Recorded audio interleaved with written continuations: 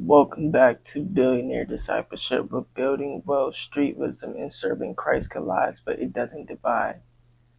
I'm not coming on here like I got it all together, bro. For truthfully, I personally even been struggling, like building what God wants me to build for His calling on my life, and still fighting the stuff that's in my mind. Like that's why I love this Bible verse. Psalms 34:18. The Lord is close to the brokenhearted. He rescues those whose spirits are crushed.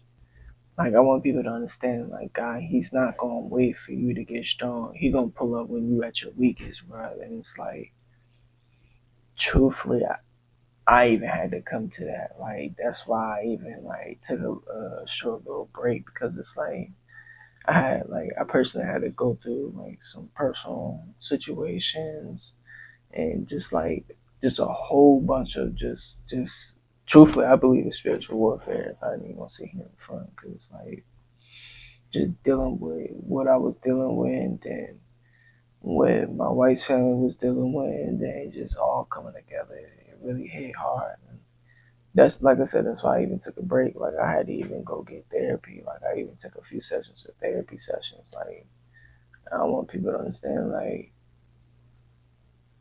it's gonna take that time for you to build, but you're gonna have to fight while you build. Like you're gonna have to still work your 9 to 5, still go to work, still grind, still hustle, still do extra on top of extra until you get to the promised land. Like and then that's why I love the story that we really gonna go into today about Nehemiah. And I got Bible, I got a whole bunch of Bible, got some, I got it all, but I'm glad to be back.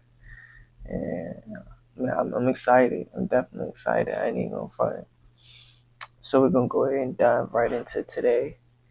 We're gonna pretty much talk about, like I said earlier, we're gonna talk about Nehemiah, the book of Nehemiah today, and pretty much like they had to work with one hand, but they also had to build. And like, truthfully, that's why I personally feel like I can resonate with him so much because it's like looking back at that story, it's like, yeah, that story is dang near a whole modern day version of what I feel like I was going through, and it's like being able to see his story through my lens. That joint was fire right there, to keep it a buck with you, like, and I really want people to understand, like they really had to build. The other hand had to fight. Like you telling me, like, so for one, I ain't even gonna hold you. I'm right-handed, so it would in that type in the physical scenario that they was talking about. Yeah, bro, I would have been game over because I would have had to fight with this Joe, deal with this Joe. Like I would have been doing all types of stuff, but like all types of stuff. And that's where it really hit because like when you think about it like that, like put it in like a spiritual type of perspective, like I want people to understand like you gotta build on this side. So it's like that means like reading books, listening to podcasts, hustling, going to work, doing the day-to-day grind to get to that promise or that calling that you've been pushing for. And then at the same time fight on this side. That means going to work, fighting off the negative comments, fighting off the. I love Dr.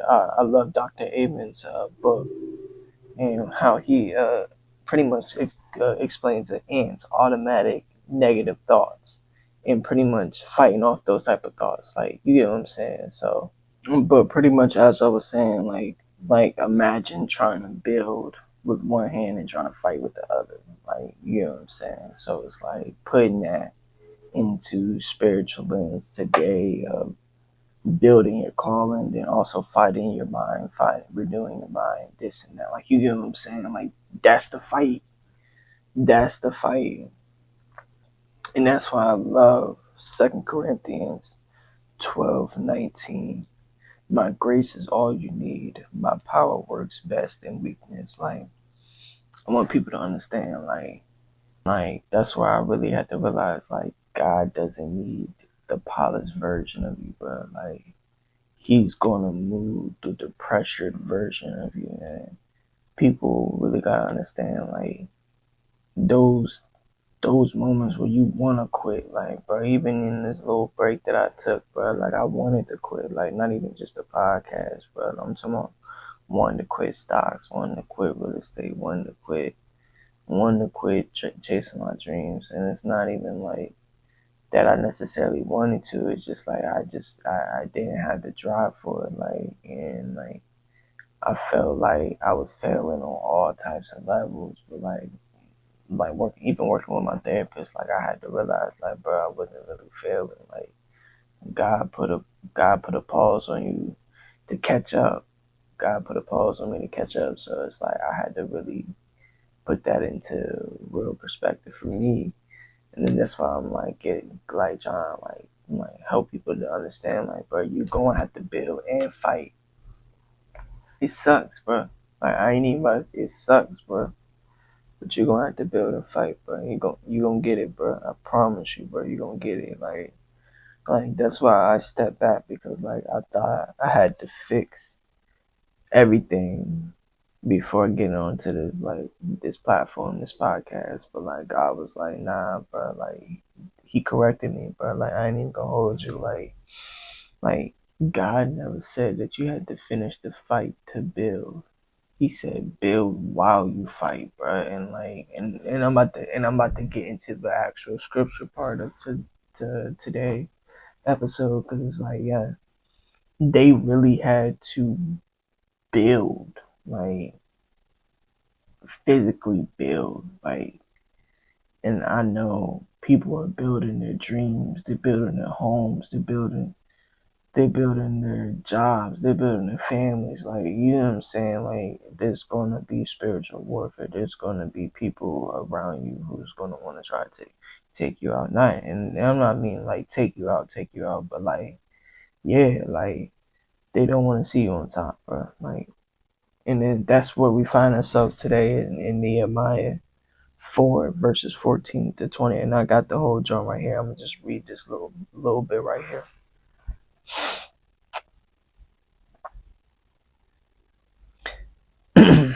Then, as I looked over the situation, I called together the nobles and the rest of the people and said to them, don't be afraid of the enemy.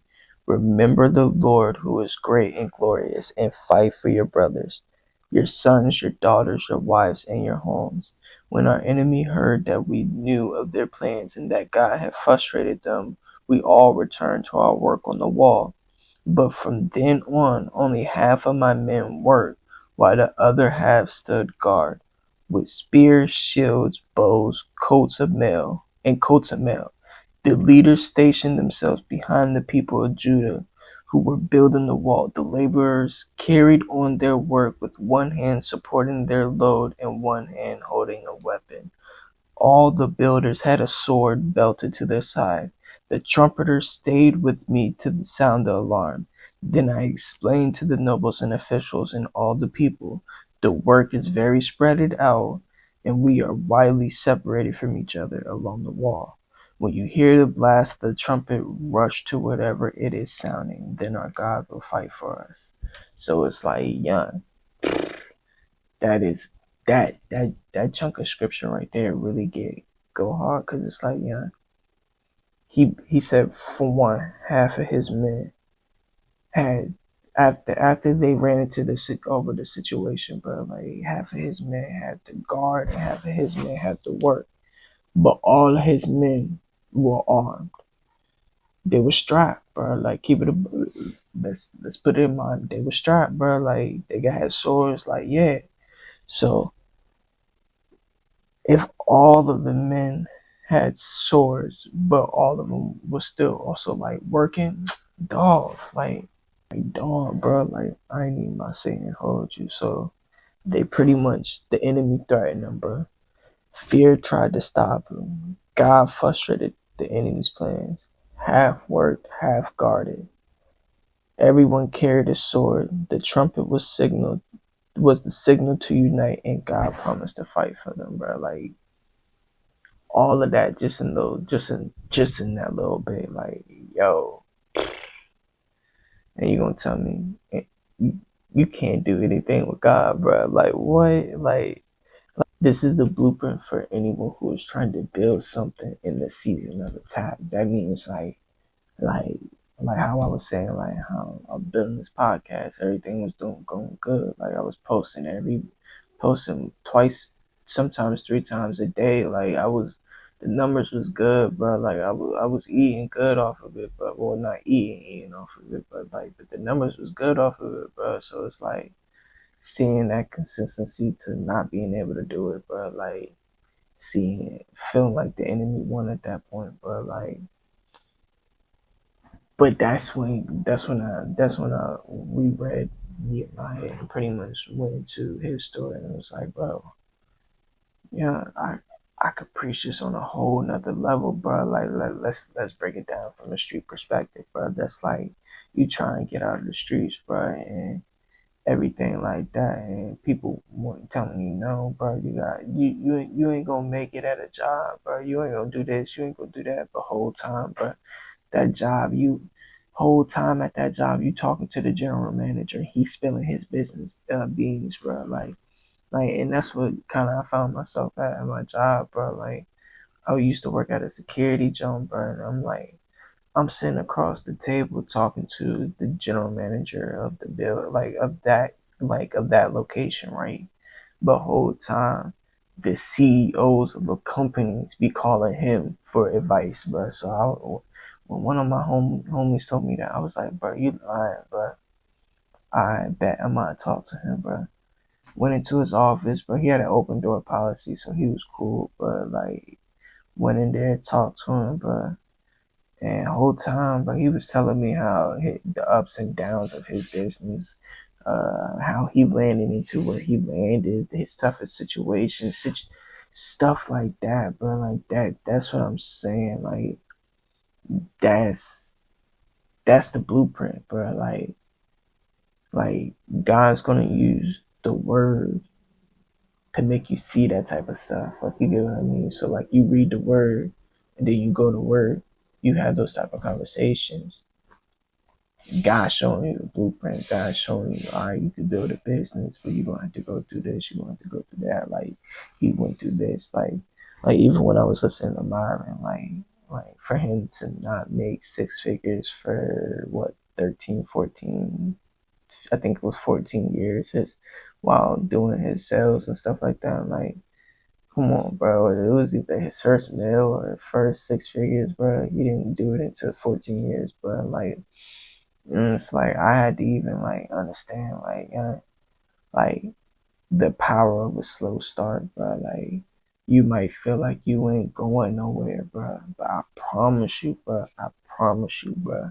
That slow start revolving downhill, bro. Like you might feel like you might feel like you ain't getting nowhere, bro. Keep pushing, keep going, keep doing what you're doing, bro. Like I want people to understand, like I get it, bro. Like some of y'all think y'all failing because you're fighting the battles while trying to build, but like that's exactly Nehemiah's story, bro. Like he was fighting the battle while building, and if you want to really put it in perspective at that type in that time of his journey, like he was the leader of building that wall, bro. Like everybody looked up to him to build that wall. So if the wall didn't be built, it was on him. So you get what I'm saying? So it's like he took charge, bro. He was like, all right, bro, we're gonna have to build and protect ourselves. Like we're gonna build until they come and protect ourselves when they come, and then when they gone, we're gonna keep building, bro. We're just gonna look. I get it. Situations are hard. The what we're going through is hard, but I'm trying to tell you, like that's the whole point. Like God expects that. Like Like if you're fighting and building, you're not behind. You're biblical, bro. Like, and that's the whole point that I'm trying to get to people, bro. Because it's like I get it, bro. Like I have to build a brand. Like I gotta build a family. I gotta build a discipline. Gotta build a calling. Like, but also at the same time fighting down, fighting fear, fighting like build, like to be 100% real with you, like like the situation that I'm in, but like I left one job for another job because of the benefits and everything. And job sweet, bro. I got a lot of days off, I get to spend a lot of time, but I also took like a 20K yearly cut, bro. Like, and then like my old job, they even offered me almost 80 racks to come work with them again, but like I don't make 80K, bro. Like, and I turned it down, bro. Like, and I want people to understand, like, I didn't. I'm not saying that just to flex. Like, I'm saying that because, like, in that in that environment and in that situation, I wouldn't have been able to thrive in my calling. I wouldn't have been able to do this. I wouldn't have been able to be the best version that I need to be. But at the end of the day, I believe God is gonna take care of the fight. Like, even being short, like I believe God is gonna take care of the fight. Even being going through depression, going through this, going through that, like going through anxiety, depression, family drama for when you was a kid, like all of that, bro. Like God is going to take care of the fight, bro. I guarantee you, God is going to take care of the fight, and that's pretty much where, like I said, I had took that break, but like therapy really had to make me truthfully realize that about myself, like like I had to keep building, like God gonna take care of the battle. Just keep building. Like defend yourself, defend yourself, defend yourself. Like I get it, bro, and that's why I love Romans 7:19. Like I want to do right, but I don't do it, and instead I do what I hate. Like even Paul was fighting himself, bro. Like even Paul was fighting himself. So why are we acting like we're supposed to have it all together, bro? Like I really want people to understand that. And it's like you gonna go through it, bro. Like there's times where you gonna be at your low, bro. Like I'm sitting back and I'm looking, bro. Like the low of the low, bro. Cause even during this whole break, like I was dang near my low, bro. Like I'm talking about bawling out in tears, like going to therapy, doing this, doing that. But like at the end of the day, I had to go through that, and I'm glad that I went through that because I feel like it kind of made me a better man, and it made me be able to communicate what I need to communicate on this platform and build this platform the way God intended me to build this platform. So it's like, but like I want people to understand, like there is a trumpet moment, like Nehemiah said, like the trumpet is going to sound, and God's going to take care of that battle. So like just like Nehemiah said, when you hear the trumpet, rush to the sound. Then our God will fight for us. So it's like I want people to understand, like that trumpet is that moment when everything in life feels like it's falling apart. Like put that in perspective, bro. Like that's not the moment to run away. That's the moment to run to God, bro. Like that is the moment to run. That's the moment to get deeper in your word. That's the moment. Like, I'm gonna spill a little bit of tea about me. Like there was a recent death in the family, and I'm even going through one of my parents are they're like kind of in like the transition to dying.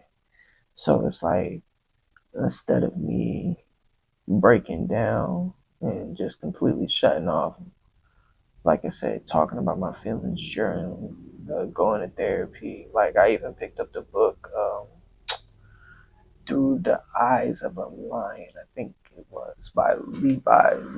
I forgot how to say his name, but it's pretty much like the dude lost his daughter.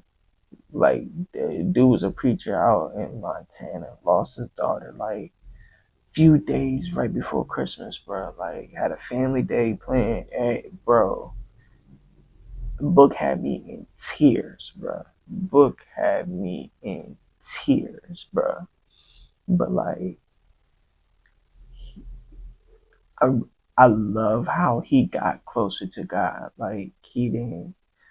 A lot of people would throw away their faith. Like you know how hard it is to lose your child before Christmas, and then the dude ended up preaching still 3 days later because he wanted to keep good on his promise to his daughter. Like, bro, like, yeah, like reading that and then like seeing how he got through that, and honestly, I ain't even gonna hold you for like. I feel like that book kind of like breaks down a new way to looking at death and the way of looking at like the inner life. And I really love the way he breaks it down. Like I'm only about almost halfway through the book, but it's definitely a good read. I would definitely go check it out. But like that's the whole point that I'm trying to get. Like those like feels like life is falling apart, but at the end of the day, you're still running towards God, not away from God. Like that's the whole point. Like, yeah, I'm about to close it out right here, bro, because I feel like I've been talking your head off today, bro. But I'm gonna close it off with this right here. God ain't punishing you; He's producing you. So if you're building and bleeding right now, you're not broken. You're becoming. Like I want people to really let that joint soak in, bro. Like you're not broken. You just becoming, bro. Like it's gonna take time, bro. It may take 8 years, it may take 10 years, it may take 15, 20, 25, even 30, bro. Like, and like, even in like my personal like devotion, like I'm listening to like Abraham, and it's like, bro, cuz had to wait a long time for God to fulfill his promise, bro. Like, a long time, bro. Like, we talking about 90 plus years, bro. Like, and all right, not even a full 90. Let's just say he was 20 at the time. Still, that's still 70 years, bro. Like, and that was only one part of the promise. Like he said, this is all right. I'm about to end it off right here, seriously. But like, this is why I love the Bible, bro. Because it's like God told Abraham that he was gonna have multiple descendants, right? So whole time he told him that, bro. But he didn't have his first kid with Sarah until like 90 something, right? So all right, so first you have the kid at 90, right?